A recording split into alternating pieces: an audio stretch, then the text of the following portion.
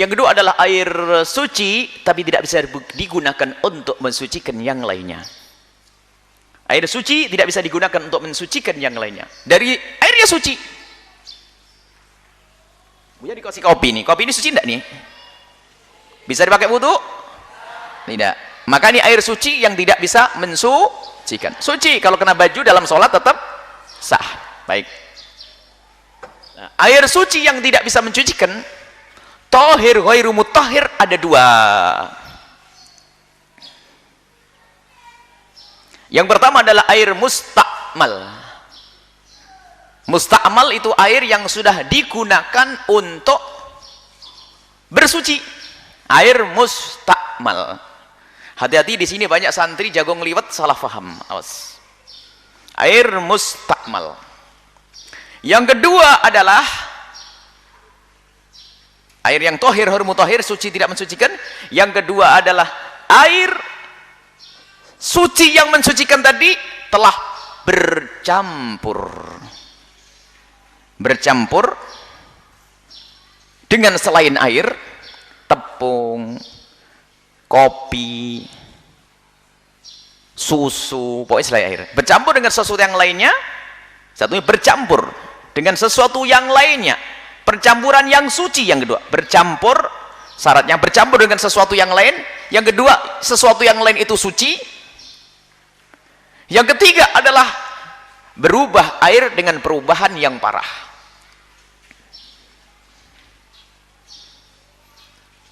Ini Buya bahas dulu karena enteng, nanti bab mustakmal agak panjang. Jadi kalau ada air yang aslinya suci mensucikan, kamu punya air di bak, suci bisa digunakan untuk berwudu, kalian bisa berwudu dengan air itu, suci dan mensucikan, kelas pertama tadi.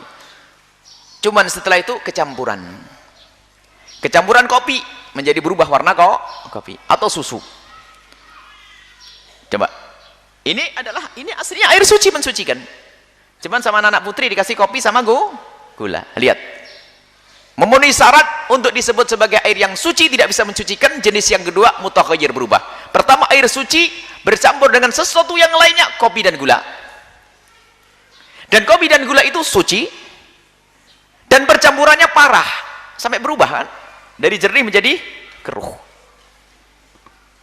Kalau percampurannya tidak parah tetap bisa dipakai untuk wudhu. Harus percampurannya ada percampuran yang sangat dan parah. Taghayyuran syadidan. Taghayyurnya sangat. Kalau percampurannya adalah tidak parah, maka tidak merusak air. Nah, bagaimana kita mengetahui percampuran itu parah atau tidak? Ini catatan kecil penting ini untuk mengukur gimana air ini bercampur parah dan tidak parah. Untuk mengetahui percampurannya parah atau tidak parah adalah datangkan orang yang tidak tahu apa yang dicampurkan di situ.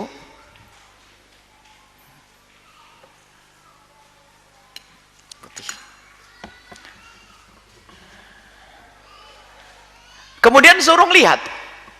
Kalau orang tersebut setelah melihat langsung tahu, berarti percampurannya parah. Kalau masih mikir, apa ya, belum parah. Contoh,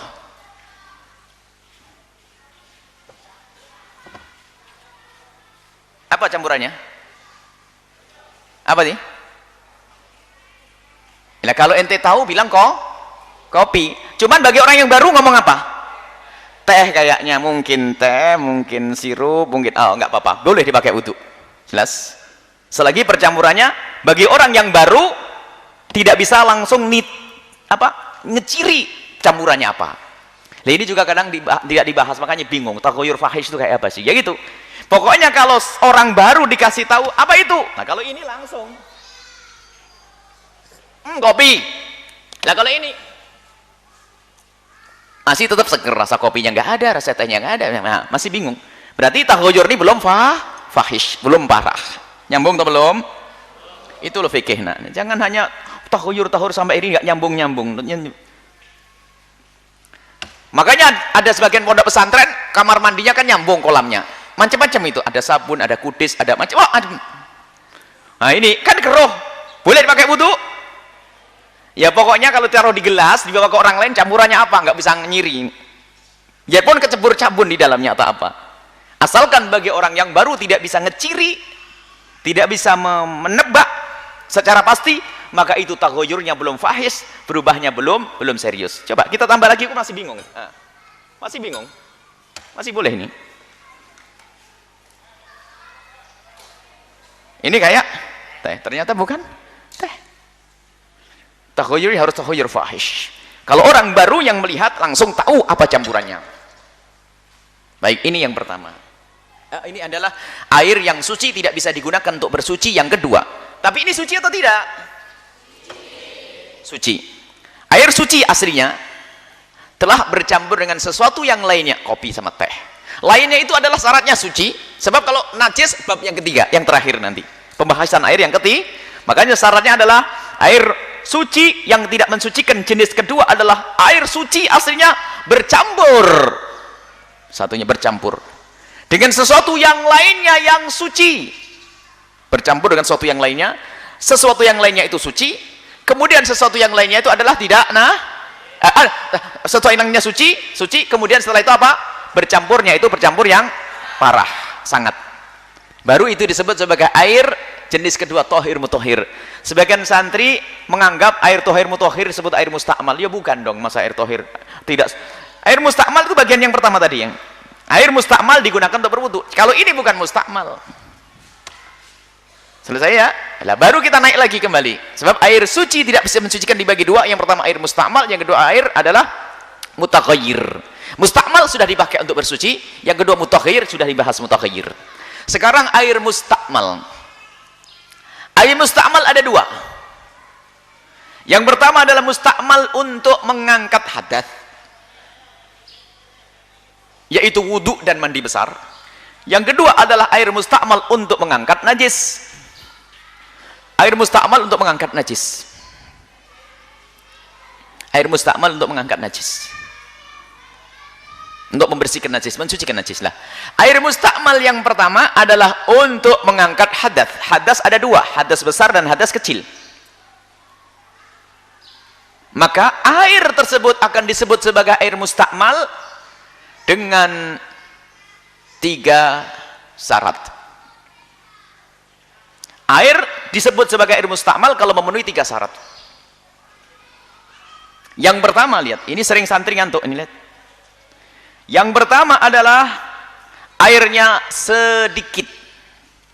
Air tersebut kurang dari 2 kolah. Dalam mazhab Syafi'i, 2 kolah kurang lebihnya 216 liter. Jika air itu kurang dari 2 kolah, maka disebut sebagai air sedikit. Kalau air kolam yang raksasa, nggak masuk pembahasan di sini. Ini hanya air sedikit. Yang pertama, airnya harus sedikit. Yang kedua, air sedikit tersebut sudah digunakan untuk membasuh basuhan yang wajib. Ingat anak-anakku semuanya, basuhan yang wajib dalam wudhu adalah basuhan yang pertama, membasuh wajah yang pertama. Jadi basuhan wajah yang pertama itulah yang bisa menjadikan air sedikit tersebut menjadi mustakmal. Basuhan yang pertama. Ini basuhan yang pertama. Mandi besar, basuhan yang pertama. Basuhan kedua, ketiga adalah sunnah. Maka basuhan yang kedua, misalnya kita sudah ini basuhan inilah yang pertama, inilah yang menjadikan air bisa mustakmal. Adapun basuhan yang kedua tidak. Misalnya membasuh tangan. Yang pertama bisa menjadikan air mustakmal, tapi basuhan yang kedua tidak. Banyak santri ngantuk, katanya air kesentuh saja langsung jadi mustakmal. Ini adalah santri ngantuk, santri ngeliwatan. Ada air kecil sedikit, 1 bak kecil, disentuh sama kawannya nyuci tangan habis makan, dah mustakmal itu. Nah, ini ngantuk itu. Lihat, ini banyak santri kepleset di sini. Yang biasanya baca kitab dari awal sampai akhir terus sambil tidur nunggu nyembelih kayam di belakang itu. Ini ada. Jadi syarat yang ketiga, air terpisah dari anggota yang dibasuh tersebut. Air terpisah dari anggota yang dibasuh tersebut. Airnya terpisah dari anggota yang dibasuh. Contoh, kalau kita mengambil air segenggam, di bak kecil air segenggam, Kalau bak kecil, kita mengaduk-ngaduk bak kecil dengan tangan kita, tidak akan menjadi air mustakmal. Pakai kaki juga. Kita nyebur juga tidak menjadi mustakmal. Ini harus paham kalian. Banyak ini salah. Bahkan di musola-musola kecil banyak orang yang salah paham di sini. Apalagi yang dulu mandinya pakai apa? Pakai padasan kendi terus dilobangin gitu. Ditutup pakai tangan. Oh, mustakmal, mustakmal. Jangan dipakai lagi, dibuang lagi. Siapa yang bilang mustakmal, ayo? Kecuali orang ngantuk. Dan anehnya kita bertemu dengan katanya ustadz. Ustadz salah paham, ini ngaco. Kerusak umat, ustadznya saja salah. Gimana orang awam? Itu bukan mustakmal. Yang mustakmal memenuhi 3 syarat. Air yang sedikit, 1. Yang dipakai untuk baksuhan wajib. Kemudian setelah itu apa? Sudah terpisah dari anggota. Misalnya apa? Saya ngambil segenggam air. Yang menetes ini loh yang disebut sebagai air mustakmal. Yang masih di sini tidak. Adapun yang di bak kecil yang saya ambil, ya tidak. Tidak akan menjadi mustakmal. Untuk mandi besar, saya ambil biur. Yang di bak tidak. Begitu juga, air 1 bak 100 liter atau 200 liter. Tidak sampai 216, kurang lebihnya deh. Kalau mandi besar, anggota tubuhnya kan seluruh tubuh ya. Alah, sama. Pokoknya sudah dipakai untuk membasuh yang wajib menjadi air mustakmal. Asalkan memenuhi syarat. Airnya sedikit, digunakan untuk membasuh yang wajib, terpisah dari anggota tubuh yang dibasuh. Contoh, ada air 1 bak, isinya 100 liter. Banyak, lumayan. Tatonya ada temanmu yang iseng, baru haid suci. Saya niat mandi besar karena haid. Dicelupin jemarinya, diangkat. Dicelupin, lalu diangkat lagi. Gimana hukumnya airnya? Mustakmal. Kenapa? Airnya sedikit, kurang dari 2 kok. Digunakan untuk yang sudah ada. Lah ini gara-gara faham yang ini dibawa ke faham air secara umum. Ini loh yang sering salah santri. Kisahnya kalau air 1 bak kesentuh sama kita itu menjadi air mustakmal kalau memang dia niat untuk mandi besar, atau giliran orang basuh wajah. Habis basuh wajah, basuh apa? Tangan. Habis basuh wajah di bak. Baknya kecil, basuh wajah. Setelah basuh wajah, basuh tangan. Niat membasuh tangan lalu diangkat menjadi mustakmal. Tapi kalau tidak memasukkan tangannya, tidak niat membasuh, enggak. Biarpun gilirannya tangan. Contoh, habis basuh wajah, air bak. Tidak usah pakai gayung, enggak apa-apa. Air sedikit, satu bak kecil begitu, langsung kita wudhu. Pakai tangan. Enggak usah ragu-ragu, ini ilmu. Nunggu cari gayung enggak wudhu nanti tambahan. Gayungnya pecah, gayung pondok. Langsung dijauh supaya tidak netes ke sana. Baru setelah itu untuk tangan, asalkan waktu masuk jangan niat membasuh tangan, tapi niat mengambil, niat ikhtirab, ngambil taruh luar, masukkan lagi. Ini tidak niat membasuh, tidak merusak air. Selesai ya. Jadi syaratnya harus dipahami. Syarat yang pertama adalah apa? Airnya sedikit. Tapi kalau kalian mandi di kolam yang gede, lagi mandi besar, nyebur, naik, juga ada apa? Sama halnya tadi. Harus pahami. Selagi belum terpisah, tetap dianggap sebagai air suci dan mensucikan. Contoh. Seorang suami mandi besar. Baknya airnya cuma sedikit. Ya? Airnya sedikit.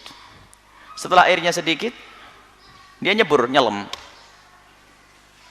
Istrinya wudhu di atasnya, boleh, karena airnya belum menjadi mustakmal, belum terpisah dari orang yang mandi. Orangnya nyelam masih di dalam. Istrinya mandi di atasnya, harus paham begini ya. Tapi kalau suaminya sudah naik, rusaklah air. Ini dalam madhab Imam Syafi'i. Kalau bicara madhab Malik nggak ada itu semuanya. Selesai. Madhab Syafi'i jelas. Air mustakmal untuk mengangkat dari hadas. Tolong dibelajar yang serius anak-anakku. Jangan salah paham fikih begini ini. Karena kita temukan santri-santri itu banyak salah paham. Ini menjadi musibah, ngerepoti orang kampung. Jadi ustadz kayaknya meringankan tapi malah merepotkan.